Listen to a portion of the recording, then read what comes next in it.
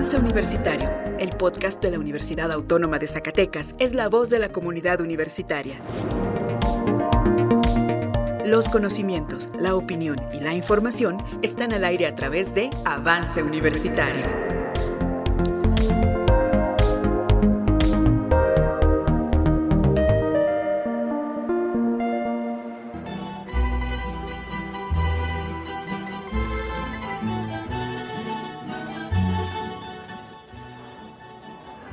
Pues muy buenas tardes, días o noches. Pues miren, yo me acabo de levantar. Han de creer que sonaron las campanas de catedral y pues me levanté para atenderlos a ustedes.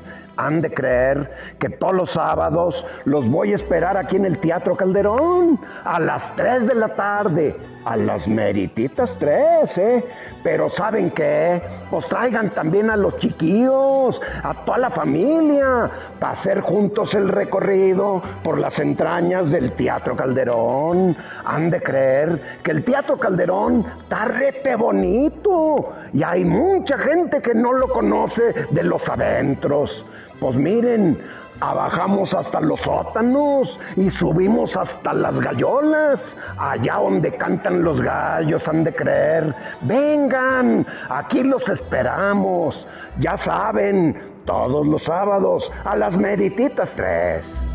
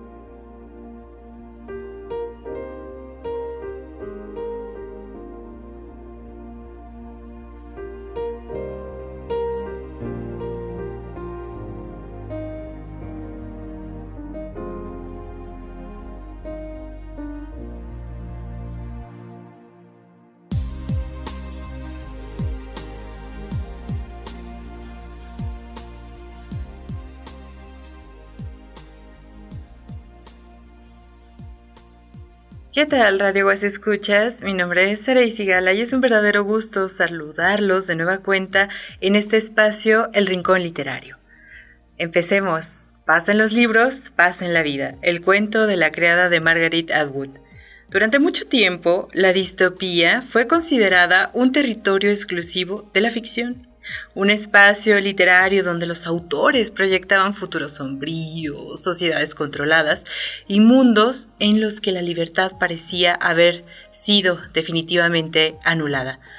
Sin embargo, en los últimos años esa frontera entre la ficción y la realidad se ha vuelto cada vez más difusa. La distopía ya no es un recurso narrativo, sino es una forma de interpretar el presente. El término distopía designa un sentido estricto en tanto a una representación negativa de la sociedad futura, a diferencia de la utopía, que tiene por representante a Tomás Moro, que imagina un orden ideal.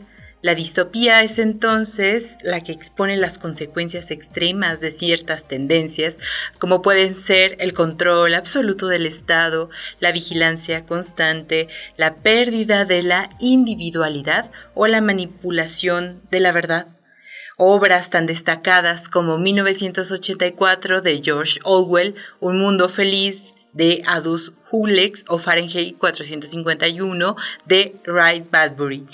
No solamente describen estos mundos imaginarios, sino que funcionan como advertencias. Por otro lado, la distopía también se manifiesta en la fragmentación del tejido social, ya sea la precarización laboral, la incertidumbre económica y la crisis ambiental. Estos factores configuran los escenarios que, si bien no son ficticios, comparten rasgos con los mundos distópicos. La sensación de inestabilidad pertenece a un futuro incierto. Así también la crisis ambiental, no sabemos a dónde vamos a llegar si seguimos devorándonos el mundo. Es una de las marcas más claras de nuestro tiempo. Reducir la distopía a un diagnóstico pesimista sería insuficiente.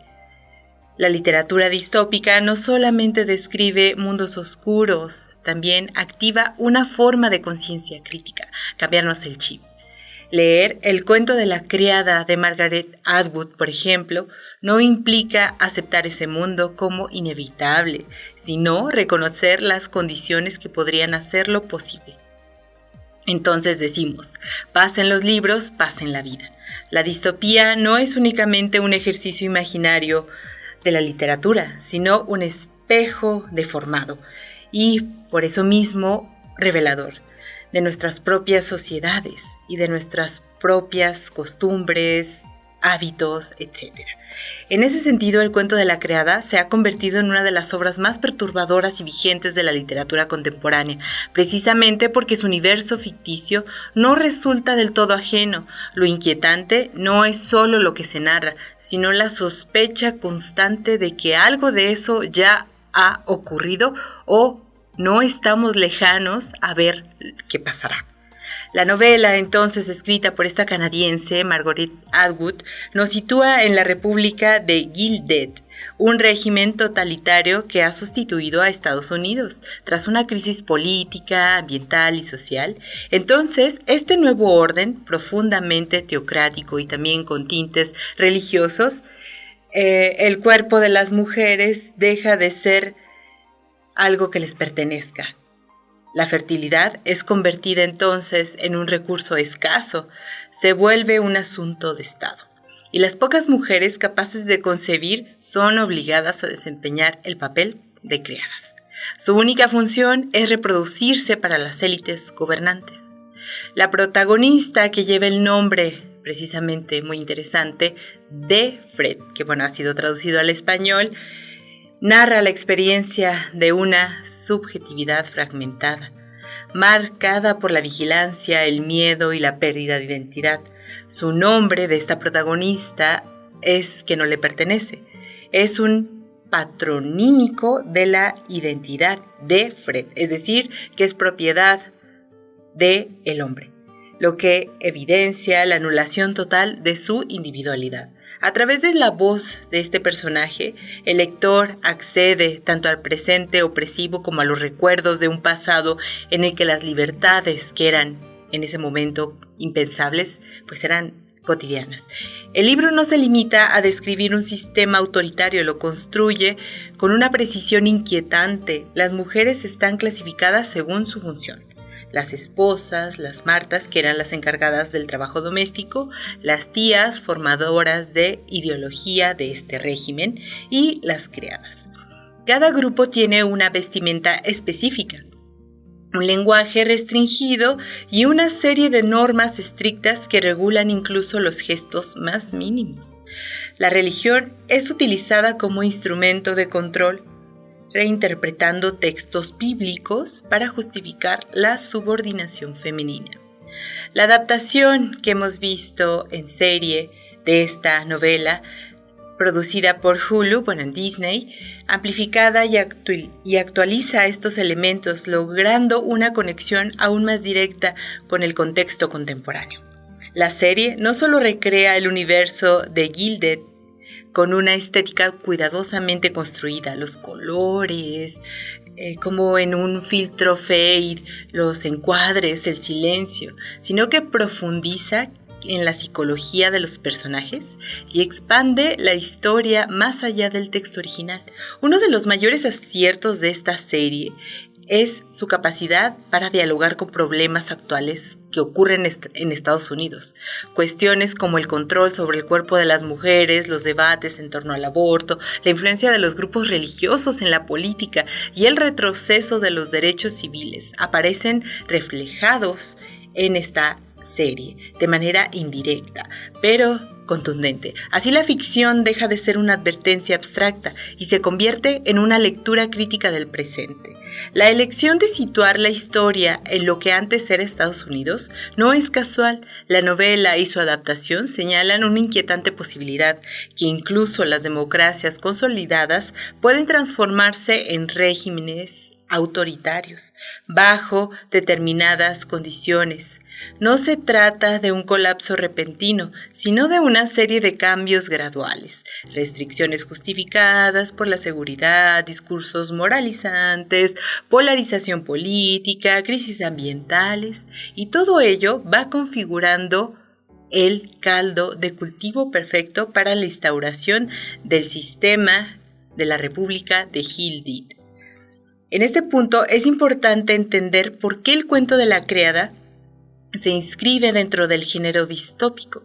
Una distopía no es simplemente un futuro negativo, es un escenario catastrófico, sí, pero es una representación crítica de tendencias presentes llevadas a su extremo. En este caso, Atwood construye su mundo a partir de elementos reales, leyes que han existido, prácticas sociales documentadas, discursos políticos reconocibles.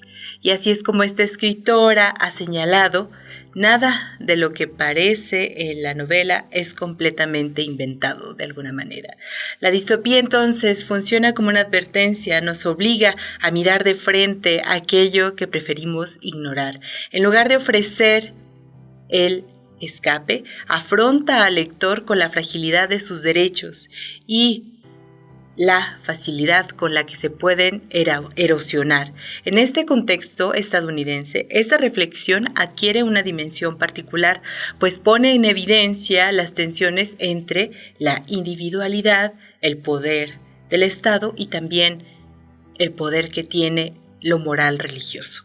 Sin embargo, más que centrarse únicamente en el carácter opresivo del sistema, la obra también explora las formas de resistencia, por muy pequeñas que sean. Vemos el caso de este personaje que les comentaba en un principio, de Fred.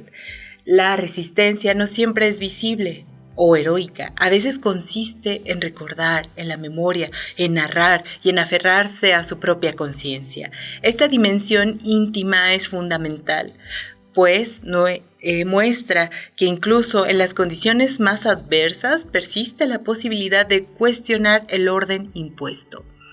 La última parte de esta reflexión en cuanto a la distopía encontrada en este libro, El cuento de la criada, puede resumirse en una idea central. Estos relatos no hablan del futuro, sino del presente. La exageración de ciertos elementos busca alejar al lector, no busca más bien alejar al lector, sino acercarlo, obligarlo a reconocer patrones, discursos y estructuras que ya existen. La distopía, en este sentido, es una herramienta crítica que desnaturaliza lo que damos por hecho. Es por ello que el cuento de la criada tiene este impacto no únicamente en su trama, sino también en esta capacidad de incomodarnos, de confrontar y de hacernos difíciles preguntas. ¿Qué tan sólidas son nuestras libertades? ¿Hasta qué punto estamos dispuestos a ceder nuestros derechos en nombre de la seguridad o de la moral? ¿Qué mecanismos permiten que una sociedad acepte la opresión como norma? Entonces, como empezamos este capítulo, pasa en los libros, pasa en la literatura, y quizás esa sea la lección más inquietante de todas, que la distancia entre la ficción y la distopía no está tan lejos de la realidad, no es tan ampliada esta distancia como quisiéramos creer. La obra de Atwood, junto con la adaptación en la serie que podemos ver en Disney, nos recuerda que la vigilancia no debe dirigirse únicamente hacia los mundos imaginarios, sino hacia nuestras propias sociedades, porque la distopía, lejos de ser un destino inevitable, es una posibilidad que se construye o se evita en el presente. Bueno, esto ha sido todo por este capítulo de El Rincón Literario. Mi nombre es Saraí Sigala y nos vemos en una próxima.